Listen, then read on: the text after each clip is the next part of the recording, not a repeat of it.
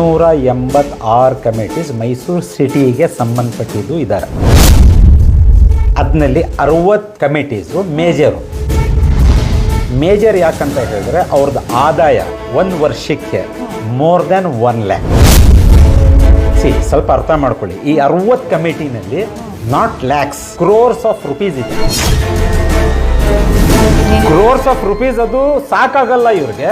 ಇವಾಗ ನಾನು ಬ್ಲೇಮ್ ಮಾಡ್ತಾ ಇಲ್ಲ, ಇದೆಲ್ಲ ಫ್ಯಾಕ್ಟ್ಸ್ ಇದು. ಇವಾಗ ಇಂಟ್ರೆಸ್ಟಿಂಗ್ ನೋಟು, ನಮ್ಮ ಶಾಸಕರು ತನ್ವೀರ್ ಸೇಠ್ ಸಾಹೇಬರು ಅವ್ರ ಕಡೆಯಿಂದ ಫಂಡ್ನಲ್ಲಿನೂ ದುಡ್ಡು ರಿಲೀಸ್ ಮಾಡ್ಕೊಂಡವ್ರೆ. ಡಾಕ್ಯುಮೆಂಟ್ಸ್ ಇದೆ, ಟೈಮ್ ಬಂದರೆ ನಾನು ತೋರಿಸ್ತೀನಿ, ಬಿಡುಗಡೆ ಮಾಡ್ತೀನಿ.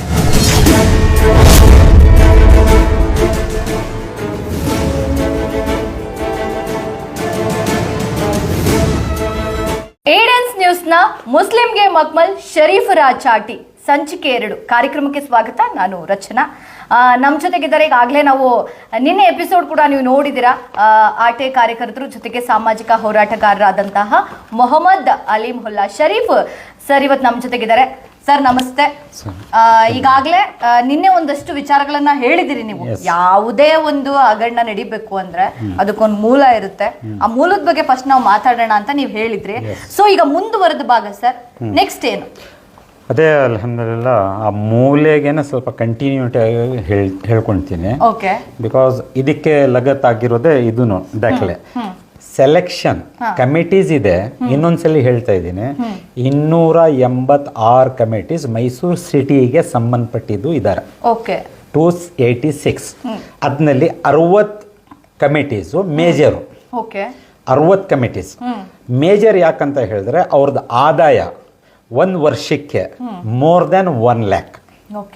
More than 1 lakh, not below than 1 lakh. ಈ ಮೋರ್ ದ್ಯಾನ್ 286ನಲ್ಲಿ 60 ಹೋಗಿದ್ರೆ ಸಮಥಿಂಗ್ 220. ಇದು ಚಿಕ್ಕ ಕಮಿಟಿಗಳು. ಇದು ಆದಾಯಗಳು 1 ಲಕ್ಷದ ಕೆಳಗಡೆ. ಇದಕ್ಕೆ ಇವ್ರ ಮೇಲೆ ಸ್ವಲ್ಪ ಜಾಸ್ತಿ ಯಾರು ಪೊಲಿಟಿಕಲ್ಲು ಮಾಡೋಕ್ಕೆ ಹೋಗಲ್ಲ, ಯಾರು ಫೋರ್ಸು ಮಾಡೋಕ್ಕೆ ಹೋಗಲ್ಲ. ಅದೇನೇನೋ ಸ್ವಲ್ಪ ನಡೀತಾ ಇರ್ತದೆ, ಅದು ಬೇರೆ ವಿಚಾರ. ಮೇನ್ ಇರೋದೇ ಈ 60 ಕಮಿಟೀಸು. ಸ್ವಲ್ಪ ಅರ್ಥ ಮಾಡ್ಕೊಳ್ಳಿ, ಈ 60 ಕಮಿಟಿನಲ್ಲಿ not lakhs, crores of rupees ಇದೆ. ಒಂದೊಂದು ಕಮಿಟಿನಲ್ಲಿ ಕ್ರೋರ್ಸ್ ಇದೆ. ಹೇಳ್ಕೊಳ್ಳೋಕ್ಕೆ ಇದು ಅಲಿಗೇಷನ್ಸ್ ಇಲ್ಲ. ಇವರು ಬ್ಯಾಂಕ್ ಸ್ಟೇಟ್ಮೆಂಟ್ ಕೊಡಲ್ಲ ನನಗೆ, ನೋಡಕ್ ಹೋಗ್ತೀನಿ ಅಂತ ಹೇಳಿದ್ರೆ. IT ರಿಟರ್ನ್ಸ್ ಕೊಡಲ್ಲ. ಯಾವ ಕಾರಣಕ್ಕೂ ಎಲ್ಲಿ ಎಕ್ಸ್ಪೆಂಡಿಚರ್ ಆಗ್ತೈತೆ ಅದ್ ತೋರಿಸಲ್ಲ. ಕ್ರೋರ್ಸ್ ಆಫ್ ರುಪೀಸ್ ಇವರ ಅಕೌಂಟ್ಸ್ನಲ್ಲಿ ಮಡಿಕೊಂಡು. ಇವಾಗ ಇಂಟ್ರೆಸ್ಟಿಂಗ್ ನೋಟು, ನಮ್ಮ ಶಾಸಕರು ತನ್ವೀರ್ ಸೇಠ್ ಸಾಹೇಬರು ಅವ್ರ ಕಡೆಯಿಂದ ಫಂಡ್ನಲ್ಲಿನೂ ದುಡ್ಡು ರಿಲೀಸ್ ಮಾಡ್ಕೊಂಡವ್ರೆ. ಆಶ್ಚರ್ಯ ಇದು. ಕ್ರೋರ್ಸ್ ಆಫ್ ರುಪೀಸ್ ಅದು ಸಾಕಾಗಲ್ಲ ಇವ್ರಿಗೆ. ಇವಾಗ ನಾನು ಬ್ಲೇಮ್ ಮಾಡ್ತಾ ಇಲ್ಲ, ಇದೆಲ್ಲ ಫ್ಯಾಕ್ಟ್ಸ್ ಇದು. ಡಾಕ್ಯುಮೆಂಟ್ಸ್ ಇದೆ, ಟೈಮ್ ಬಂದ್ರೆ ನಾನು ತೋರಿಸ್ತೀನಿ, ಬಿಡುಗಡೆ ಮಾಡ್ತೀನಿ. ಏನ್ ಹೇಳ್ತಾ ಇದ್ದೀನಿ, ಶಾಸಕರದ್ದು MLA ಫಂಡ್ಸು ರಿಲೀಸ್ ಆಗ್ಬಿಟ್ಟೈತೆ ಇವ್ರಿಗೆ, ಸುಮಾರು ಕಮಿಟೀಸ್ಗೆ. ಆ ದಾಖಲೆನೂ ತಗೊಂಡಿದ್ದೀನಿ. ಇದರ ಜೊತೆಯಲ್ಲಿ ಈ 60 ಕಮಿಟಿನಲ್ಲಿ ಕ್ವಶನ್ ಏನಂತ ಹೇಳಕ್ ಹೋಗ್ತೀನಿ ಅಂದ್ರೆ, ಎಲ್ಲ ಎಲೆಕ್ಷನ್ ಆಗಲ್ಲ, ಫೇರ್ ಆ್ಯಂಡ್ ಫ್ರೀ ಎಲೆಕ್ಷನ್ಸ್ ಆಗಲ್ಲ. ಯಾವಾಗಿಂದ? ಸುಮಾರು 15 ವರ್ಷದಿಂದ ಇವ್ರೇ, ಬೇರೆಯವರೇ ಬರಲ್ಲ, ಇವ್ರೇ. ಒಬ್ಬ ಸಾಯ್ತಾನೆ, ಅವ್ರ ಮಗ ಸಾಯ್ತಾನೆ, ಅವನ ಮಗ, ಇಲ್ಲ ಅಂದ್ರೆ ಅವನ ಬಾಮೈದ, ಯಾರೋ ಚಿಕ್ಕಪ್ಪನ ಮಗ, ಇವ್ರೇ ಫ್ಯಾಮಿಲಿ ಟ್ರೀ ಇದ್ದಂಗೆ ಇದು. ಬಿಕಾಸ್ ಸೆಲೆಕ್ಷನ್ ವಿಚಾರದಿಂದ someone is there behind the scene. ನಮ್ಮ ಮೈಸೂರು ಸಿಟಿಗೆ ನಾನು ಹೇಳ್ತಿರೋದು, someone is there. Please identify this figure. Who is controlling? ಯಾರಿದೆಲ್ಲ ಈ ಬಿಹೈಂಡ್ ದಿ ಸೀನ್ ಇರೋಕ್ಕೆ ಈ ಸೆಲೆಕ್ಷನ್ ಪ್ರೋಸೆಸ್ಗೆ ಕಂಟ್ರೋಲ್ ಮಾಡ್ತಾ ಇರೋದು. Someone is there. ಇಲ್ಲ ಅಂದ್ರೆ ಕೆಳಗಡೆ ಅಧಿಕಾರಿಗಳು ಮಾಡಲ್ಲ ಇದೆಲ್ಲ. ಈ ಅಧಿಕಾರಿಗಳನ್ನು ಕೇಳಕ್ ಹೋದ್ರೆ ಎಲ್ಲೋ ಒಂದ್ ಕಡೆ, ಇವಾಗ ಚಾಮರಾಜ ಡಬಲ್ ರೋಡ್, ಮೈಸೂರಿನಲ್ಲಿ ಚಾಮರಾಜ ಡಬಲ್ ರೋಡ್ನಲ್ಲಿ ಒಂದು ಮಸ್ಜಿದ್ ಇದೆ, ಝೀನತುಲ್ ಮಸ್ಜಿದ್. ಸ್ವಲ್ಪ ನಿಮ್ಗೆ ಹೇಳಕ್ಕೆ, ಉದಾಹರಣೆ ಹೇಳಕ್ಕೆ ಎಲ್ಲ ಹೇಳ್ಬಿಡ್ತಾ ಇದ್ದೀನಿ. ಝೀನತುಲ್ ಮಸ್ಜಿದ್ ವಿಚಾರ ಈ ಫೆಬ್ರವರಿನಲ್ಲಿ ಬತ್ತು, ಎಲೆಕ್ಷನ್ ಪ್ರೋಸೆಸ್ಗೆ ಬತ್ತು. ಪಬ್ಲಿಕ್ ನೋಟಿಸ್ ಅವ್ರು ತಗೊಂಡು ಬಂದು ಡಿಸ್ಟ್ರಿಕ್ಟ್ ಅಡ್ಮಿನಿಸ್ಟ್ರೇಷನ್ ಅವರು ಫಿಕ್ಸ್ ಮಾಡಿದ್ರು. ವಿತಿನ್ ಮಿನಿಟ್ಸ್ ಎಳ್ದಾಗ್ ಬಿಡ್ತಾರೆ. ಅದ್ ಯಾರು ತೆಗಿತಾರೆ ಯಾರಿಲ್ಲ ಗೊತ್ತಾಗಲ್ಲ. ವಿತಿನ್ ಮಿನಿಟ್ಸ್ ಹಾಕೋದು, ಅಣ್ಸೋದು, ಫೋಟೋ ತಗೊಂಡ್ಬಿಡೋದು. ಅದರ ಜೊತೆನಲ್ಲಿ ಆನ್ಯುವಲ್ ಜನರಲ್ ಬಾಡಿ ಮೀಟಿಂಗ್ ಇದೆ ಅಂತ ಹೇಳ್ಬಿಟ್ಟು ಲೆಕ್ಚರ್ ಮೇಂಟೈನ್ ಮಾಡ್ತಾರೆ. ಈ ಕಮಿಟಿನವ್ರು ಏನ್ ಮಾಡ್ತಾರೆ, because they will save them, ಈ ಮೇಲ್ಗಡೆನವರು ಸೇವ್ ಮಾಡ್ತಾರೆ ಅಂತ ಹೇಳ್ಬಿಟ್ಟು ಇವರು ದಾರಿನಲ್ಲಿ ಹೋಗೋರ್ದು ಸಿಗ್ನೇಚರ್ಸ್ ತಗೊಳ್ತಾರೆ ಆನ್ಯುವಲ್ ಜನರಲ್ ಬಾಡಿ ಮೀಟಿಂಗ್ಗೆ.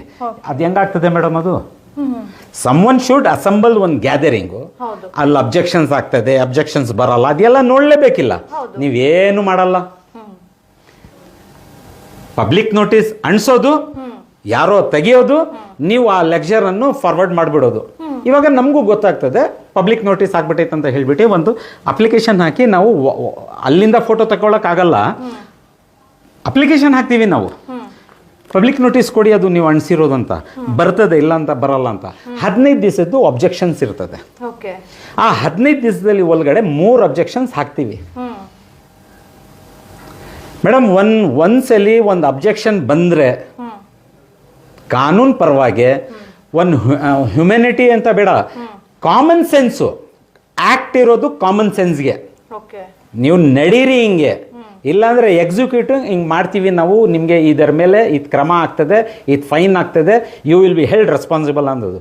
ಸೊ ವಕ್ತ್ ಆ್ಯಕ್ಟ್ ಅಂತ ಎಲ್ಲ ಆ್ಯಕ್ಟು ಕಾಮನ್ ಸೆನ್ಸ್. ಇದು ಕಾಮನ್ ಸೆನ್ಸ್ ಪ್ರಕಾರ ನೀವು ಅಲ್ಲಿ ಹಾಕ್ಮೇಲೆ ನಾವು ಫೋಟೋ ತೆಗಿಯೋಕ್ಕಾಗಲ್ಲ ಅಂತ ಹೇಳಿ ನಾವು ಅಪ್ಲಿಕೇಶನ್ ಹಾಕ್ತೀವಿ. ನೀವೇನು ಮಾಡ್ತೀರಿ, PN ಕೊಡ್ತೀರಿ.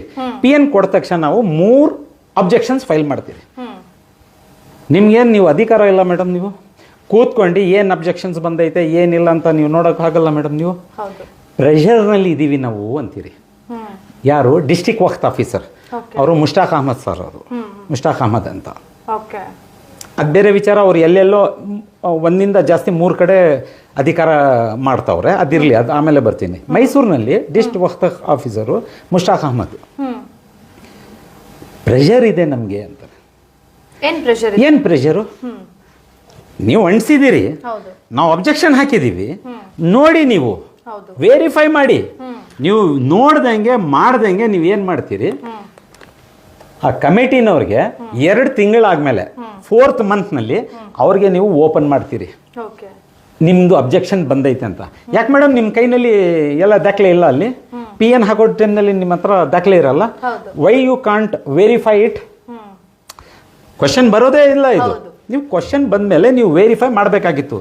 ನೀವೇನು ಮಾಡ್ತೀರಿ, ಒಂದು ಕಡೆ ಆಪೋಸಿಟ್ ಪಾರ್ಟಿಗೆ ನೀವು ನಮ್ಮ ಅರ್ಜಿಯನ್ನು ಅವ್ರಿಗೆ ಕೊಡ್ತೀರಿ, ನಿಮ್ಮ ಅಬ್ಜೆಕ್ಷನ್ಸ್ ಬಂದೈತೆ ಅಂತ. What are you doing? ನಮ್ಮ ಅಬ್ಜೆಕ್ಷನ್ಸ್ ಅಲ್ಲಿ ತೋರಿಸಿ ಅವ್ರಿಗೆ ನೀವು ಐಡೆಂಟಿಫೈ ಮಾಡ್ತಾ ಇರೋದು, ಇಂಥವರು ನೀವು ನಿಮಗೆ ಅಬ್ಜೆಕ್ಷನ್ಸ್ ಮಾಡವ್ರೆ ಅಂತ. ಲಾ ಆ್ಯಂಡ್ ಆರ್ಡರ್ ಕ್ರಿಯೇಟ್ ಆಗ್ತದೆ ಇಲ್ಲ ಮೇಡಮ್? ಆಗ್ತದೆ ಇಲ್ಲ ಇಲ್ಲ. So who is creating this law and order problem? ಆಫೀಸರೇ. ಸೊ ಈ ಆಫೀಸರ್ಗೆ ನಾನು ಒಂದು ಸ್ವಲ್ಪ ದಿವಸ ಮುಂಚೆ ಏನು ಮಾಡಿದೆ, ಹಾನರಬಲ್ ವಕ್ಫ್ ಮಿನಿಸ್ಟರ್ ಸಾಹೇಬ್ರಿಗೆ ರಿಕ್ವೆಸ್ಟ್ ಮಾಡಿದೆ, ಇವರು ಪ್ರೆಷರ್ನಲ್ಲಿ ಕೆಲಸ ಮಾಡೋರು, ಇವ್ರಿಗೆ ಒಂದು ಕೆಲಸ ಮಾಡಿ, ಯಾರು ಪ್ರೆಷರ್ ಮಾಡ್ತಾವ್ರೆ ಅವ್ರ ಮನೆಗೆ ಕಳಿಸ್ಬಿಡಿ ಇವ್ರಿಗೆ. Because he is withdrawing money from the treasury, but he can't work for the pressure ಅಂತ ಕೇಳ್ಕೊಂಡಿದ್ದೆ. ಸೊ ಅಲ್ಹಮ್ದುಲಿಲ್ಲ, ಇಲ್ಲಿ ನಾನು ಅವ್ರ ನಮ್ಮ ಮಾತಿಗೆ ಅವ್ರು ಕೇಳ್ಕೊಂಡು ಅವ್ರು ಏನು ಮಾಡಿದ್ರು, ಇವಾಗ ಹೊಸದಾಗಿ ಏನು ಮಾಡಿದ್ರು, ಒಂದು 15 ಡೇಸಿಂದ ಒಂದು ಹೊಸ ಡೆವಲಪ್ಮೆಂಟ್ ಆಯಿತು. ಅವ್ರು ಏನೇನೋ ಇಲ್ಲಿ ಇನ್ಕ್ವೈರಿಗೂ ಹಾಕಿದ್ರೋ ಏನೋ, ಸ್ವಲ್ಪ ಒಳ್ಳೆ ರೀತಿಯಿಂದ ಏನು ವೆರಿಫೈಡ್ ಡಾಕ್ಯುಮೆಂಟ್ಸ್ ಇದು ಅದು ಅಂತ ಆಗ್ತಾಯಿತ್ತು. ಆದ್ರೂ ನಮ್ಮ ಆಫೀಸರು ಇವಾಗ ಇಲ್ಲಿ ನಮ್ಮ chairman, Mysuru advisory committee chairman ಇದ್ದಾರೆ, ಇವಾಗ ಇವ್ರಿಗೂ ಸ್ವಲ್ಪ ಕರ್ಕೋಬೇಕಾಗಿರ್ತದೆ ಇವಾಗ ನಮ್ಮ ಇಶ್ಯೂನಲ್ಲಿ. ಬಿಕಾಸ್ ಫ್ರಮ್ 15 ದಿವಸದಿಂದ ಇವರು ವೆರಿಫೈ ಮಾಡವ್ರೆ, ಡಾಕ್ಯುಮೆಂಟ್ಸ್ ಮಾಡವ್ರೆ, ಮಾಡಲಿಲ್ಲ ಅಂತೆಲ್ಲ ಮಾಡವ್ರೆ. ಮಾಡ್ಕೊಂಡು ಏನು ಮಾಡ್ತಾರೆ, ನಮಗೆ ಕುಂಡಿಸ್ತಾರೆ, ವೆರಿಫೈ ಮಾಡ್ತಾರೆ.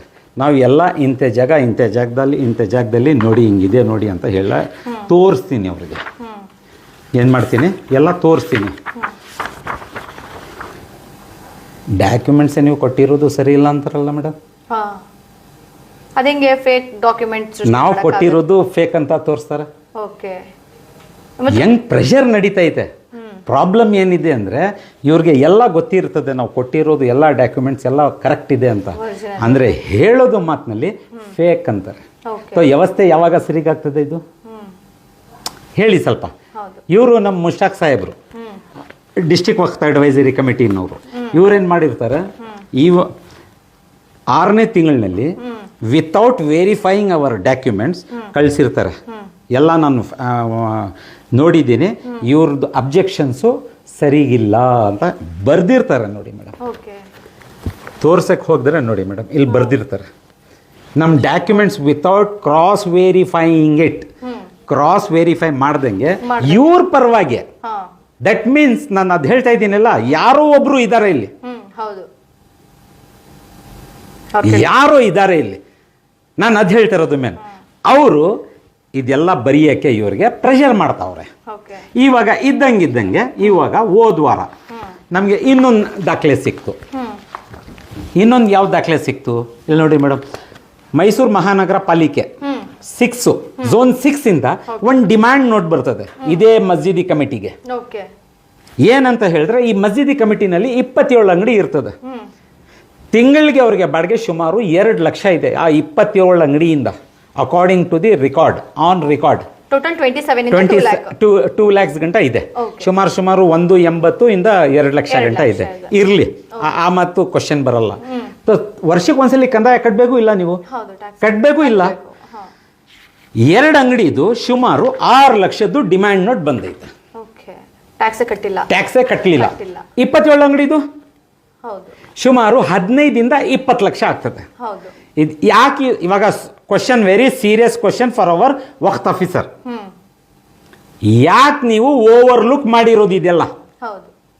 ಕಮಿಟಿ ರಿಜಿಸ್ಟ್ರೇಷನ್ ಮಾಡೋದು ಟೈಮ್ನಲ್ಲಿ ಇದೆಲ್ಲ ನೀವು under act 32 section I think ಇದೆ. ಆ 32 ಸೆಕ್ಷನ್ನಲ್ಲಿ ನೀವು ಪ್ರತಿ ಒಂದು ಮೂಲೆ ದಾಖಲೆ ವೆರಿಫೈ ಮಾಡಬೇಕು. ನೀವು ಮಾಡಿದಿರೆ ಹೋದ ತಿಂಗಳು ಬಂದಿರೋದು 15/6 ಜೂನ್ನಲ್ಲಿ ಬಂದಿರೋದು. ನೀವು ಅಕಸ್ಮಾತ್ ವೆರಿಫೈ ಮಾಡಿದ್ರೆ ಡಿಮ್ಯಾಂಡ್ ನೋಟ್ ಯಾಕೆ ಇಶ್ಯೂ ಮಾಡೋರು ಇವರು? ನಾನು ನೋಡಿ ಮೇಡಮ್, ಪಬ್ಲಿಕ್ ಮನಿಗೆ ಸೇಫ್ ಗಾರ್ಡ್ ಮಾಡ್ತಾ ಇರೋದು, ಬಡವ್ರಿಗೋಸ್ಕರ ನಾನು ಕೆಲಸ ಮಾಡ್ತಾ ಇರೋದು. ಇದು ಓವರ್ಲುಕ್ ಮಾಡಬೇಕಾಗಿದ್ರೆ ಹೂ ಇಸ್ ಬಿಹೈಂಡ್ ಯು? ನಿಮ್ಮ ಕೈನಲ್ಲಿ ಪ್ರೆಷರ್ ತಡ್ಕೊಳಕ್ಕಾಗಲಿಲ್ಲ, ನೀವು ದಯವಿಟ್ಟು 1 ನಿಮಿಷನೂ ಇರಕ್ಕೆ ಹೋಗ್ಬೇಡಿ. ಕೆಲಸ ಪಬ್ಲಿಕ್ಗೋಸ್ಕರ ಮಾಡಿಲ್ಲ ಅಂದ್ರೆ ಇನ್ನೇನಕ್ಕೆ ಇರಬೇಡಿ, ದಯವಿಟ್ಟು ಇರಬೇಡಿ ನೀವು ಮುಷ್ತಾಕ್ ಸಾಹೇಬ್ರೆ. ಇಲ್ಲ ಅಂದ್ರೆ ನಮ್ಮ ಹಾನರಬಲ್ ಮಿನಿಸ್ಟರ್ ಸಾಹೇಬರು ಕೇಳ್ಕೊಳ್ತಿರೋದು ಇವಾಗ. ಓದ್ಸಲಿ ನಾನು ಇನ್ನೊಂದ್ಸಲಿ ಅಡ್ಮಿಟ್ ಮಾಡ್ತಾ ಇದ್ದೀನಿ, ಓದ್ಸಲಿ ಸ್ವಲ್ಪ ನನ್ನ ಮಾತು ಸ್ವಲ್ಪ ಜೋರಾಗ್ಬಿಟ್ಟಿತ್ತು. ಬಟ್ ಇವಾಗ ನಾನು ಕೇಳ್ಕೊಳ್ತಾ ಇದ್ದೀನಿ, ಹಾನರಬಲ್ ಮಿನಿಸ್ಟರ್ ಸಾಹೇಬ್ರೆ, ದಯವಿಟ್ಟು ಇದೆಲ್ಲ ಅಕ್ರಮ ಎಲ್ಲ ನೋಡ್ಕೊಳ್ಳಿ ನೀವು. ಏನೇನು ಇವ್ರು ಓವರ್ಲುಕ್ ಮಾಡ್ತಾವ್ರೆ, ಏನೇನಿಲ್ಲ. ಪ್ರತಿ ಒಂದು ಕಮಿಟಿನಲ್ಲಿ ಸುಮಾರು ಅಂಗಡಿಗಳು ಇದೆ, ಕಂದಾಯ ದುಡ್ಡು ಕಟ್ತವ್ರೆ ಇಲ್ಲ. ಅಧಿಕಾರ ಅವ್ರಿಗೆ ಸ್ಟ್ರಿಕ್ಟ್ ಆಗಿ ಹೇಳಿರಿ, ಬಿಕಾಸ್ ದೇರ್ ಆರ್ ಇರ್ರೆಗ್ಯುಲೇಟೀಸ್ ಇದೆ. ಈ ದುಡ್ಡು ಎಲ್ಲಿ ಹೋಗ್ತಾ ಐತೆ ಮೇಡಮ್? ಸುಮಾರು 10 ವರ್ಷದಿಂದ ಕಂದಾಯ ಕಟ್ಟಲಿಲ್ಲ. 10 ವರ್ಷದಿಂದ ರೆಕಾರ್ಡ್ ಇದೆ ಇಲ್ಲಿ ನೋಡಿ ಮೇಡಮ್. ಫ್ರಮ್ 14-15 10 ವರ್ಷ ಆಯ್ತಲ್ಲ. 14-15 ಇಂದ ಒಂದು ಅಂಗಡಿಗೆ 3,20,286 ರೂಪಾಯಿ. ಒಂದು ಅಂಗಡಿಗೆ 27 ಅಂಗಡಿಗೆ ಎಷ್ಟು ಆಯ್ತು? 10 ಅಂಗಡಿಗೆನೆ 30 ಲಕ್ಷದ ಮೇಲೆ ಆಗ್ತಾ ಐತೆ. ಇದೆಲ್ಲ ಕೇಳಿದ್ರೆ, ನಾನು ನೆನ್ನೆನೂ ಹೇಳಿದೆ ನಿಮಗೆ, ಇದೆಲ್ಲ ಕೇಳಕ್ ಹೋದ್ರೆ ಹಿಂದೂ ಮುಸ್ಲಿಂ ಅಂತ ಆಡ್ತಾರೆ. ಇದೆಲ್ಲ ಇವ್ರಿಗೆ ಕೇಳಲಿಲ್ಲ ಅಂದ್ರೆ ನನ್ನಿಂದ ಒಳ್ಳೆಯವನು ಇವ್ರಿಗೆ ಯಾರೂ ಇಲ್ಲ. ಬೇಕಾಗಿಲ್ಲ ನಿಮ್ಮ ಜಸ್ಟಿಫಿಕೇಶನ್ನೇ ನನಗೆ ಬೇಕಾಗಿಲ್ಲ. ಪೇಪರ್ ಏನಿದೆ, ಬಡವ್ರಿಗೋಸ್ಕರ ಮಾಡ್ತಾ ಇದ್ದೀರಾ, ಪಬ್ಲಿಕ್ಗೋಸ್ಕರ ಮಾಡ್ತಾ ಇದ್ದೀರೋ, ಸೇಫ್ ಗಾರ್ಡ್ ಈ ದುಡ್ಡು ಹಣ ಇರೋದು ಇದು ಗೌರ್ಮೆಂಟ್ದಿದು. ಸೇಫ್ ಗಾರ್ಡ್ ಮಾಡ್ತಾ ಇದ್ದೀರಾ ಇಲ್ಲ, ಅದು ಮಾಡಿ. ಇಲ್ಲಾಂದ್ರೆ ದಯವಿಟ್ಟು ನಿಮ್ಮ ಕೈನಲ್ಲಿ ತಡಕ್ಕಾಗ್ತಾ ಇಲ್ಲ, ಯಾರ್ದೋ ಪ್ರೆಷರ್ ಇದೆ ಅಂದರೆ ಪುನಃ ಹೇಳ್ತಾ ಇದ್ದೀನಿ, ಪ್ರೆಷರ್ನಲ್ಲಿ ನೀವು ಬಂದು ಕೆಲಸನೂ ಮಾಡಬೇಡಿ, ನಮಗೂ ಹಾಳು ಮಾಡಕ್ಕೆ ಹೋಗ್ಬೇಡಿ ನೀವು. ಎಷ್ಟೆಲ್ಲ ವಿತ್ ಡಾಕ್ಯುಮೆಂಟ್ ಇದೆ ಅಂದಮೇಲೆ ಹೇಗೆ ಅವರು ಮಾತಾಡೋಕ್ಕಾಗುತ್ತೆ ಮೇಡಮ್? ಒಳ್ಳೆ ಕ್ವಶನ್ ಇದು, very good question. When we are giving this documents ನಾವು ಬೆಂಗಳೂರು ಬೋರ್ಡ್ ಆಫ್ ಔಕಾಫ್ಗೆ ಕೊಟ್ಟರೆ ನೋಡಿ ಇಂತೆ ಇನ್ಕ್ವೈರಿ ಇದೆ ಇಂಥದ್ದಿದೆ ಅಂದರೆ ಏನು ಹೇಳ್ತಾರೆ, ಕಿವಿಗೆ ಮುಯ್ನ ಮುಟ್ಟಲ್ಲ. ದಟ್ ಮೀನ್ಸ್ ಅದೇನಂತ ಹೇಳೋಣ, ಇವಾಗ ಆನ್ ರೆಕಾರ್ಡ್ನಲ್ಲಿ ಬಂದು ನಾನು ಹೇಳೋಕ್ಕೂ ಒಳ್ಳೇದಿಲ್ಲ, ಅದು ಲ್ಯಾಂಗ್ವೇಜ್ ಸರಿ ಇರಲ್ಲ. ಏನು ಮಾಡ್ಕೊಳ್ತೀಯ ನೀನು ಮಾಡ್ಕೊ, ವಿ ಆರ್ ದೇರ್, ನಾವು ಮಾಡೋದೆ. ನಾನೇ ರಾಜ, ನಾನೇ ಪ್ರಜಾ, ನಾನೇ ಮಂತ್ರಿ, ನಾನು ಆಟ ಆಡಿದೆ ಆಟ. ಇದು ದಯವಿಟ್ಟು ಇದು ಮುಗಿಸಿ. ನಾನು ಕೇಳ್ಕೊಳ್ಳೋದು ಇಷ್ಟೇ. ಕಮಿಟಿ ಆಗೋದು ಮುಂಚೆ ಇನ್ನೊಂದ್ಸಲಿ ನಾನು ಕೇಳ್ಕೊಳ್ತಾ ಇದ್ದೀನಿ ಮೇಡಮ್, ಝೀನತುಲ್ ಮಸ್ಜಿದ್ದು ಕಮಿಟಿದು ಅಕಸ್ಮಾತು ನಮ್ಮ ಡಿಸ್ಟಿಕ್ ವಕ್ಫ್ ಅಡ್ವೈಸರಿ ಕಮಿಟಿನವರು, ನಮ್ಮ ಚೇರ್ಮನ್ನವರು ಗಯಾಸ್ ಸಾಹೇಬ್ರು ಸರಿಯಾಗಿ ಕೂತ್ಕೊಂಡು ಈ ಡಾಕ್ಯುಮೆಂಟ್ಸ್ ಪ್ರಕಾರ ಉಲ್ಲಂಘನೆ ಮಾಡ್ಕೊಂಡು ನೀವು ಮಾಡಿದ್ರೆ, ಇರೋದು ಹೇಳ್ತಾ ಇದ್ದೀವಿ, ಕೋರ್ಟ್ಗೆ ಆಮೇಲೆ ಹೋಗ್ತೀವಿ ನಾವು. ಕೋರ್ಟ್ಗೆ ಹೋಗಲ್ಲ ಇವಾಗ ಸದ್ಯಕ್ಕೆ, ಆಮೇಲೆ ಹೋಗ್ತೀವಿ. By collecting each and documents, show cause notice issue ಮಾಡ್ತೀನಿ ನಿಮಗೆ, because I have documents here. ನಾನು ಶೋಕಾಸ್ ನೋಟಿಸ್ ಇಶ್ಯೂ ಮಾಡಿ ಮುಂದಿನ ಕ್ರಮಕ್ಕೆ ನಾವು ಹೋಗ್ತೀವಿ.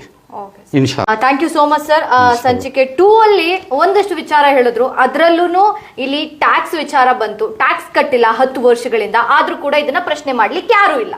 ಜೊತೆಗೆ ಅಧಿಕಾರಿಗಳೇ ಇಲ್ಲಿ ನಿರ್ಲಕ್ಷ್ಯತನ ಉತ್ತರ ಕೊಡ್ತಾರೆ, ಬೇಜವಾಬ್ದಾರಿತನ ಉತ್ತರ ಕೊಡ್ತಾರೆ, ನಾವು ಪ್ರಶ್ನೆ ಮಾಡಿದ್ರೆ ಅನ್ನೋದನ್ನ ಕೂಡ ಶರೀಫ್ ಸರ್ ಹೇಳಿದ್ದಾರೆ. ಸೊ ಇದ್ರ ಬಗ್ಗೆ ತುಂಬಾ ಅಪ್ಡೇಟ್ಸ್ ಇದೆ, ತುಂಬಾ ಇನ್ಫಾರ್ಮೇಶನ್ ಇದೆ, ಅದನ್ನ ನಾವು ಮುಂದಿನ ಸಂಚಿಕೆಗಳಲ್ಲೂ ಕೂಡ ನಿಮ್ ಮುಂದೆ ಇಡ್ತೀವಿ. ಇದನ್ನ ಹೇಳ್ತಾ ಈ ಸಂಚಿಕೆನ ಇಲ್ಲಿಗೆ ಮುಗಿಸ್ತಾ ಇದೀವಿ.